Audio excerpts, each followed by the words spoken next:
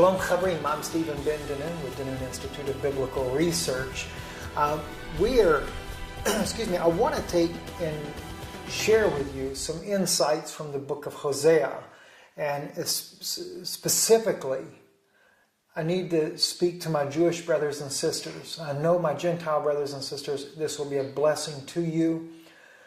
But there are some specific things that the Jewish people need to hear. There was the most profound revelation I've probably had to date about the identity of the Mashiach was revealed to me in the book of Hosea, chapter 2, and I'm going to share that with you. And we will go through 3 chapters. I won't take you through everything that the Lord has shown me, but I will show you several things I'm sure will be a blessing to you as well. If we begin over in chapter 2, I'm just going to read every verse as we go through this so you can see the things that are laying in there hidden. Some things you may already know, some things that I already knew. But there were several key elements that the Lord revealed that I never knew. Okay, verse 1. Say ye unto your brethren, Ami, and to your sister, Rachamah. By the way, let me set the stage for you. Hosea, God has commanded him to take a woman of whoredom. And he marries a girl named Gomer. And he tells her to put away her ways. We'll find this out in chapter 1. And then as he lives with her as a wife, she begins to bear children to him.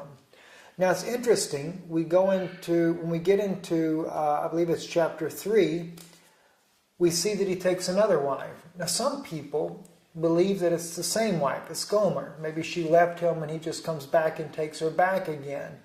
But as I've studied the word here, it appears to be clearly that it is a second wife.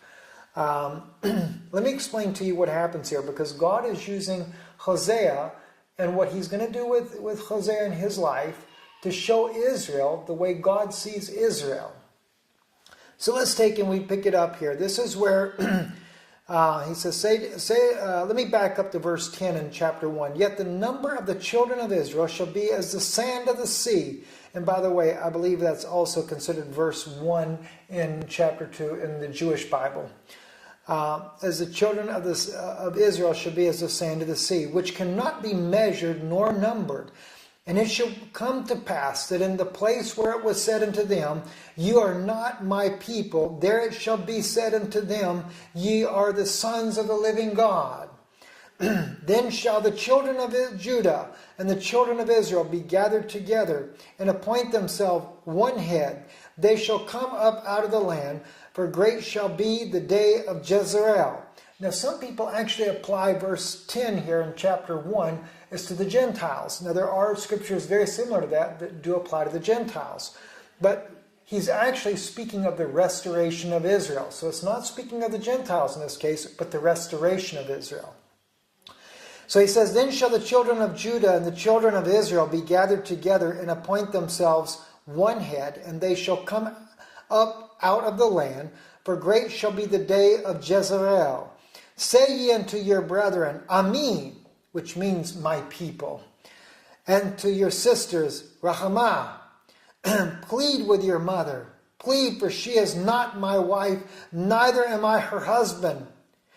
And let her therefore put away her whoredoms out of her sight, and her adulteries from between her breasts, lest I strip her naked, and set her as the day that she was born, and make her as a wilderness, and set her like a dry land, and slay her with thirst. Now, if you notice, God is taking Israel back. He's talking about the children. He's literally addressing this to the children or the descendants of the Jews that came out of out of Egypt and went through the wilderness journey. So he's addressing it to them, and he says he's telling them, for her to put away her whoredoms out of her sight and her adulteries from between her breasts. Because why? Israel had gone whoring after other gods. God knew it was going to happen. It was prophesied besides Hosea. But here's what gets interesting. He says, I will not have mercy upon her children, for they be the children of whoredoms. And that's the future. When I say a future generation, that he was actually speaking, the ones that he would not have mercy upon would be the Jewish people, that when Yeshua came, that would be the ones that there would not be mercy upon, because they're the children of whoredom. You see, God's word requires not only mercy, but justice, purity, holiness. He requires these things of us. Now, watch what he says after this. I'll read it again, verse 4. And I will have mercy upon her children. I will not have mercy upon her children, for they be the children of whoredom. For their mother hath played the harlot, she hath conceived them, hath done shamefully. For she said, I will go after my lovers that give me my bread and my water, my wool and my flax, mine oil and my drink. And this is one of the reasons why it appears to be that Gomer may be the wife that he goes back to. Let's just follow it out, though. Because no doubt Hosea, not only does he go and get this wife according to the commandment of God, has children by her, but even she is living a life showing what Israel is doing. Question is who is Israel's lovers? Therefore, very important verse now. Please close attention to this one, you'll love it. Therefore, behold, I will hedge up thy way with thorns, and make a wall that she shall not find her paths. The moment I read that verse today, I will hedge up thy way with thorns. Now God says he's going to do this. Do you remember who the way is? Yeshua said, I am the way, the truth, and the life. And with him being the way, God said that he would hedge up their way with thorns. You remember the crown of thorns he wore? He was given Israel an obvious sign. He was giving Israel an obvious sign of when these prophecies would be fulfilled. When the one that would come that is the way, and he even clearly tells them, I am the way. All they had to do is look back. And the word in Hebrew is derech. I am the way. And he doesn't just say with thorns, he literally says in thorns. Be uses the bet letter in there. Instead of saying with, you can translate it with, but literally, he would crown him with thorns. That way would be crowned. It would be on him. And here it is, the Messiah revealed right here before us. And make a wall that she shall not find her paths. Because God blinded her. He would hide that way until a later time. And she shall follow after her lovers, but she shall not overtake them. And she shall seek them, but shall not find them. Then shall she say, I will go and return to my first husband, for then was it better with me than now. Isn't that interesting? For she did not know that I gave her corn, wine, and oil, and multiplied her silver and gold, which they prepared for Baal. You remember when Yeshua, he was feeding the multitude, the 5,000, the loaves, and there was another time when he fed the multitude again, so many thousands, and all the fragments that were taken up. And of course the Pharisees were making the comment, he says, our fathers ate manna in the wilderness. And Yeshua says, I am that bread that they ate. When he talks about that bread, when he talks about the silver and gold, it was Yeshua that came down in the Shekinah glory, the pillar of fire, that spoke with Moses, because he claimed to be, when they said, you're a man not over 50 years old, and you say you've seen Abraham, he says, before Abraham was, I am, Ihaye. Or Hayah. He didn't say Ihaye, he said Hayah. Anihaya, I am. See, he claimed to be the very one that spoke to Moses in the burning bush. And that says the angel of the Lord. See, the angel of the Lord only represents God's presence, his form that he's taken upon himself, because it's the word messenger. It's not that God is an angel. He's not an angel. But you have to understand, people get it mixed up in Hebrew. The word melech, it can be used as either messenger or as like an angel from God. But it also can denote the form, because God clearly says through Moses, when he writes about the three strangers that come to Abraham and to Sarah in the heat of the day. And when they come down, what did he say? What did the Bible say? They called them melachim, angels, messengers. But Moses clearly identified the one that spoke to Abraham as Yod-He Vav-He, God Almighty himself. And Yeshua said he was the one that was there. And he claimed to be the one that was there with Moses. There weren't three with Moses, there was only one. And again, Moses declared that to be Yod-He Vav-He, God Almighty. So the thing is now we're finding out something very interesting. For she did not know that I gave her corn and wine and oil, and multiplied her silver and gold, which they prepared for Baal. Yeah. You know, it all started in the wilderness journey. God caused the Egyptians to give up all their silver and gold to the Jews as they went out, and the Israelites in this case, not Jews, but Israelites. And as the Israelites were traveling and journeying on, they get out there and they build a golden calf. Because they thought something happened to him, Moses died. Gosh, nonsense. Therefore will I return and take away my corn and in the time thereof, and my wine in the season thereof, and will recover my wool and my flax given to cover her nakedness. And now will I discover her lewdness in the sight of her lovers, and none shall deliver her out of mine hand. And by the way, Israel has, since the time that the Romans came in, when Yeshua was there, because remember, it's talking about Yeshua's time right here, because clearly he says in verse 6, behold, I will hedge up thy way with thorns. I know it seems more like a metaphor, it's more like a metaphor, it's not a literal way. He's talking about Christ with the crown of thorns. So we know it's during Christ's time. And so we find out then that the lovers then was Rome, because they depended upon Rome. Just like Israel's doing today. They're depending upon Rome and what Rome will do for them. Didn't God say in another place, trust not in the shadow of Pharaoh? And all Rome is a shadow of Pharaoh. This is Hadad, Esau's descendant that was raised under Pharaoh's tutorage, and then goes and becomes king of Syria, moves into Rome, and later his descendants become the pontiffs of today.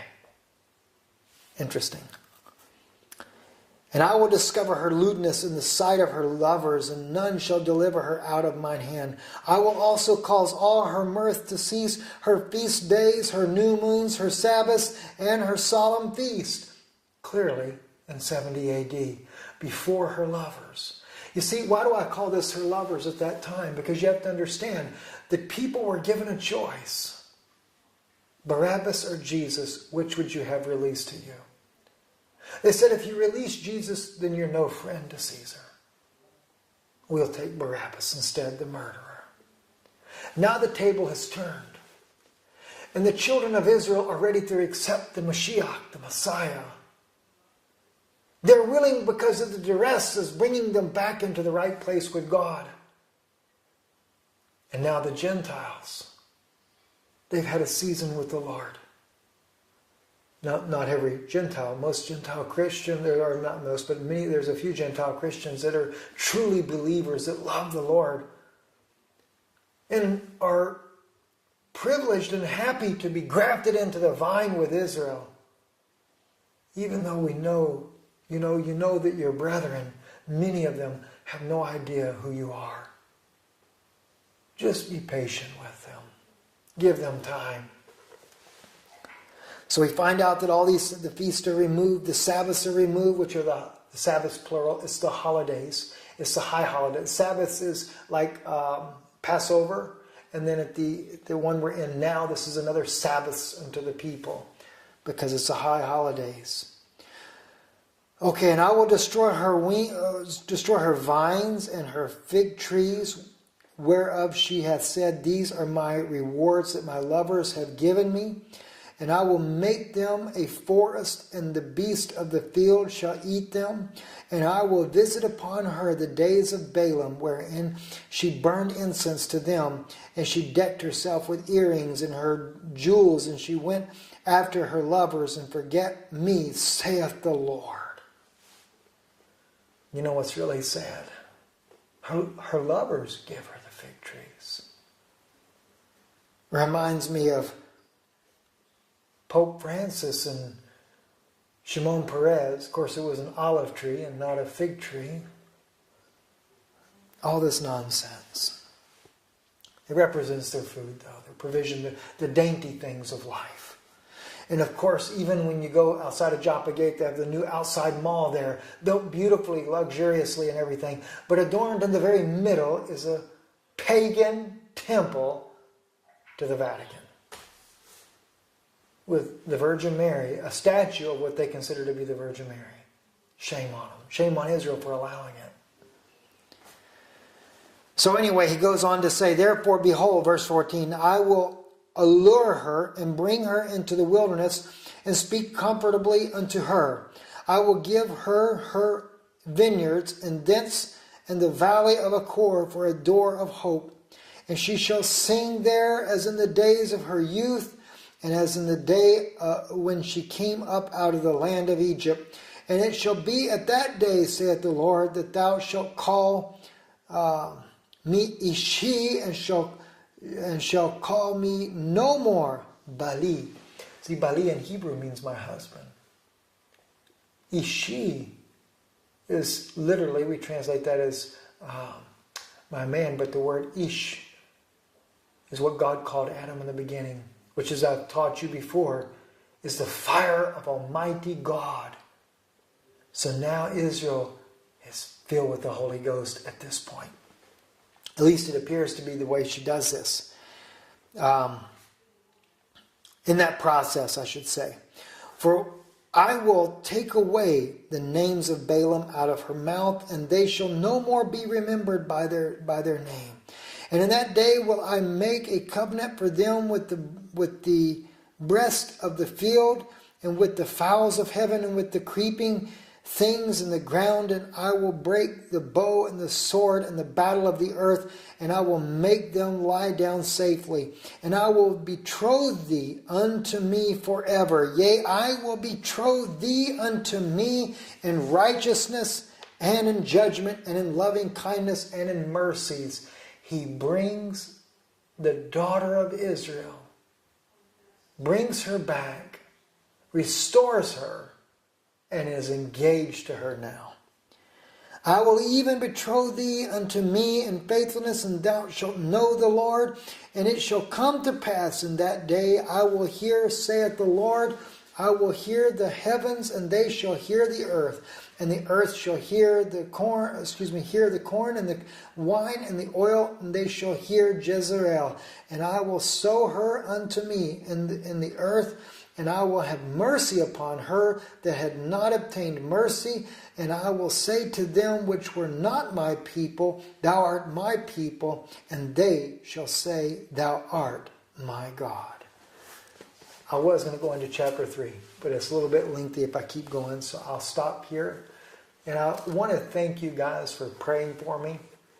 I ask you to keep my wife in prayer as well. She has been tirelessly at my side during the time of being sick. When we, we're en route to Israel, we stopped to see my wife's family. She's not seen in 25 years. And we decided to come in for a few days here. But as soon as I got in, I became very sick. And with kidney stones, not just one pass, ended up having 2 different bouts of them, was hospitalized. My wife there by my side. And then, of course, when I was at home, she was having to be up with me 24 hours straight. In other words, she's awake already. And then it hit me again, and she had to be with me all night long. So she's pretty exhausted from everything. And of course, now we're getting ready to head on into Israel here in a few days. So pray for me as well. And we thank God for you. And still going to be a little bit juggling getting the videos together again because of one being the sickness, and then now it's always an internet change issue here as we're working our way back into Israel. But we're close to it, and we know that the hour is very serious there, and so we ask that you be in prayer for Israel as well. Thank you for being a part of this ministry, and we thank you. We do need your help more than ever. So if you want to be a part, if you're new to the ministry and you'd like to be a part of this ministry and to help us in taking the gospel to the Jewish people in whatever manner He sees fit. We don't just go out and throw ourselves on my people. We see how God sees fit to make that happen. So if you'd like to be a part of that, you can go to our website, israelreturns.com, and there's a little donation place there. Also, I think if you go to contact, our address is there. We do have family back in the States that picks up our mail and faithfully takes care of that for us. God bless you. We love you, and shalom.